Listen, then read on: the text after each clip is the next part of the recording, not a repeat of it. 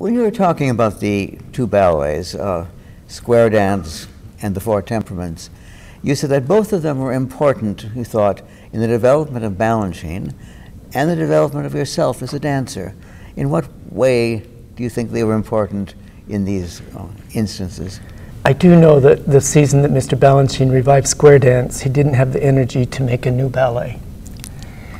Or there were other circumstances, and the revival of Square Dance came to mind. Of course, it's a masterpiece as it was. I was a little disappointed that we couldn't have the collar. Oh. And it was one of the first ballets that I had seen. Joffrey Ballet was still doing it when I moved to New York in '71. And I was trying to soak up the New York scene, and I thought, wow, that's a wonderful Balanchine ballet, and look how clever Vivaldi and square dancing. I think Mr. Balanchine, well, he used to call himself a short order cook, didn't he? Yeah. What do you want? I can make that for you. And not only will it be quick, it'll be delicious. And that's what the remake of Square Dance was. He made this whole new face on this ballet, and it was a resurrection. How did it change the temperament or the quality or the tone of Square Dance? Well, you know, everybody was going to be too pulled up and too classical, and there's a place in the third movement where the corps comes out, the men come from one side and the women come from the other, and they hold hands and they do this thing with a flick-flack in it. And it's hardly classical ballet. But you know, you can actually see the lassos going. And the boys do hitch, kick, saute, hitch, kick, prepare, double pirouette, prepare, double pirouette. So everybody was doing fourth position. He said, no, dear, it's not classical, not in fourth position, do like this. And you know, he would do the FSA squat, Fred Astaire prep. Yeah. He never said it like cowboys, but he might as well have said it. So we did a blend. Do you think he was very conscious of the fact that so much in ballet, we now consider classical, had its origins in folk dance or in... I do think he was very conscious of that, and I do think that he loved classical ballet, but his generation spent their whole lives breaking those rules. Yeah. Thus, therefore, neoclassic, yeah? And Stravinsky, same thing. They would take the themes and redo them in a very ordered manner, breaking rules on purpose. And he and Mr. Balanchine did this in tandem. In Square Dance, the solo that you dance now, or a male dancer dances now, is a saraband, isn't it? Yes. And of course, there's a saraband that you danced an agon. Yes. And did you know at the time, or did Mr. Balanchine, I'm sure knew, but did he tell you that when the saraband was a popular dance, it was considered sexy, even lascivious? No, I didn't know yes, that. As the saraband was considered a very sexy dance. I do know that as the jester in Agon, he asked me to be more, he didn't use the word, but it was down and dirty. You know, with into the ground and the hip thrusts and the jokes with the thrusting forward and back and side to side, and the cabriole and the what do you say about that, you know? Yeah. Oh, do you like that? And then we'll just wait for this. And the whole thing about putting out a cigarette, you know? The Four Temperaments, that has had a remarkable history in terms of concepts and stage productions. And as most of us know, or many of us know, but never saw it, the original production was apparently quite a fantastic thing, designed by Kurt Seligman. And did you ever, you're too young to have danced it, did you ever see the costumes? Did you ever see it danced? I think that there was a costume in a museum exhibit somewhere, and it might have been in Cincinnati. And I know, talking to Todd Bollender, who might have experienced wearing one of those costumes, that they lasted for maybe 2 performances because they couldn't do the dancing in them. And the costumes in themselves were monumental pieces of art, and I hope that they're preserved somewhere. If I haven't seen it, in reality, I've seen it in my imagination from the photographs, and I've also tried to imagine doing these steps with those sleeves, cubist, you know, a big square on your thigh. How can you do that? Who are the men solos that you're in the roles that you've played in both Square Dance and Four Temperaments? Who is the man, especially the man in the new choreography in Square Dance, has a new solo? Who is he? A dancer in the New York City Ballet who's participating to the expanding idea of the Vivaldi Corelli piece called Square Dance. When he was choreographing it, there were a few keys, and had I known what was going on, I might have paid much more attention. But as I pointed out, it came completely out of the blue. He had actually planned this before we had learned the rest of the steps.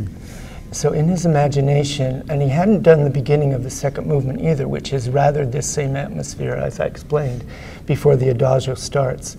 And then I think there's a change in the fast section too. There might even be another repeat that he put in before the core comes on. This I'm not sure because I don't have access to the original film of the original choreography. But there was quite a bit that went on in his mind as he was remolding, recycling this beautiful piece that shouldn't die. And he gave it a new life, and it's still valid. And maybe he did put a little bit of a riddle in there as well, which is always interesting. You know, so keep them guessing, dear. What are those three girls doing again? Three in Serenade, again in Apollo. Who are they? He wasn't about to tell you.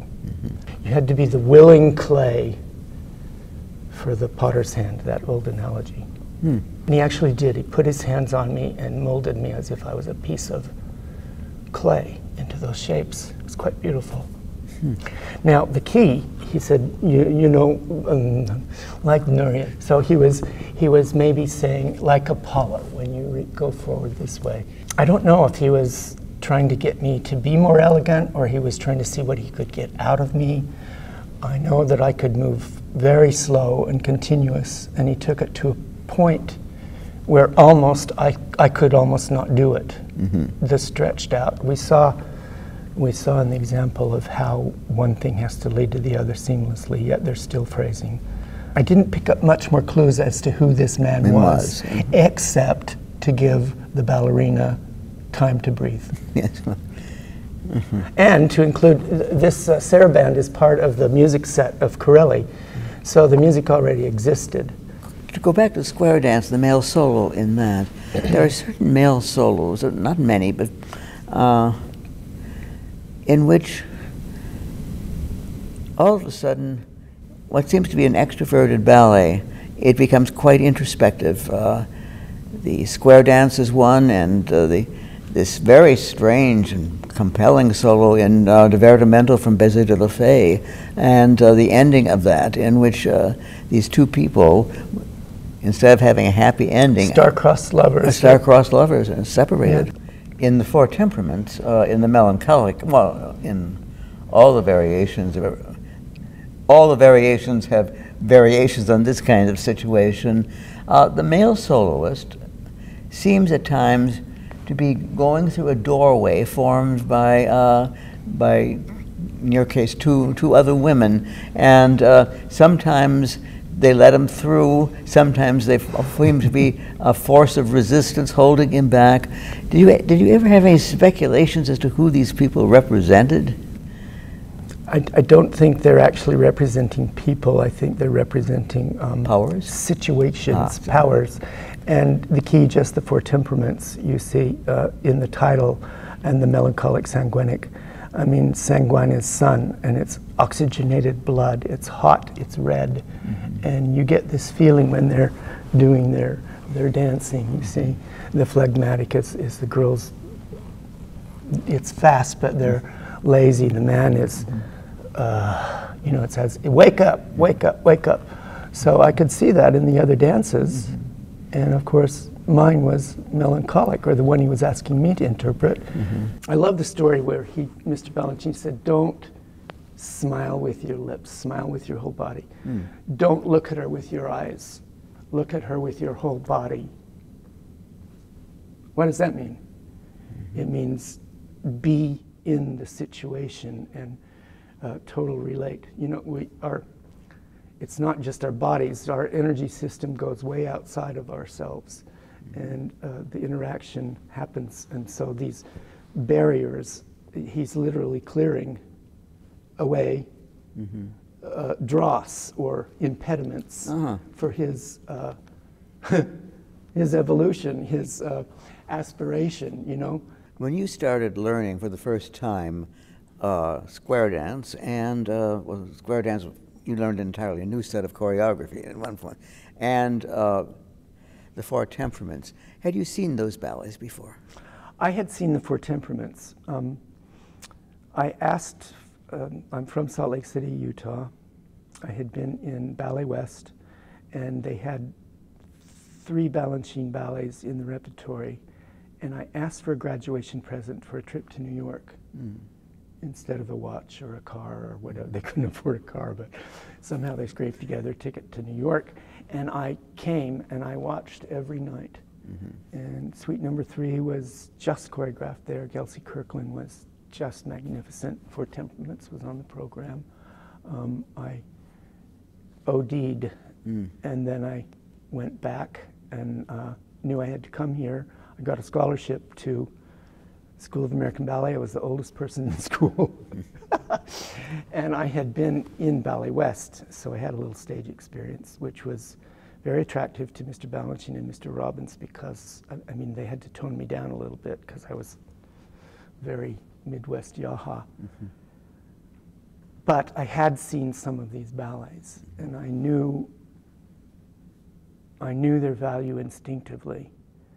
Four Temperaments was one of the first things to be filmed, choices to be filmed for Dance in America. And the finale of the one that I was learning was too sparse. They couldn't keep the camera. It was boring, full stage. On premiere, in the proscenium, it was okay. On the camera, it didn't work. So Mr. B said, well, I'll fix it.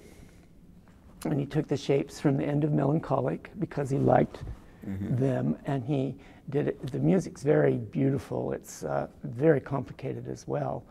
But instead of following the melody and bouncing around with the melody, he took the underlying 1, 2, 3, 1, 2, 3, 1, 2, 3, 1, 2, 3, 1, 2, ba, ba, ba, and he had this thing going on underneath the melody that moved all around, and it was like taking the power of the Hindemith and turning it up another notch, 10 notches. He added another voice. He often did this in a Stravinsky score as well. He would he would put another instrument, the dancer, into the score to deliberately create tension. Well, at the end of Fortis, it really is very powerful, and then it goes back to the actual finale. So the very end of the ballet is the same. I think it's very important to pass on the first-hand comments. Those of us who are lucky enough to be with Mr. Balanchine when he was doing the creation is very much a part of the legacy to let the new dancers have the full picture. Not let them. It's not a let, it's almost a duty. And this format provides that record, and it's very valuable. And there should be a lot more of it.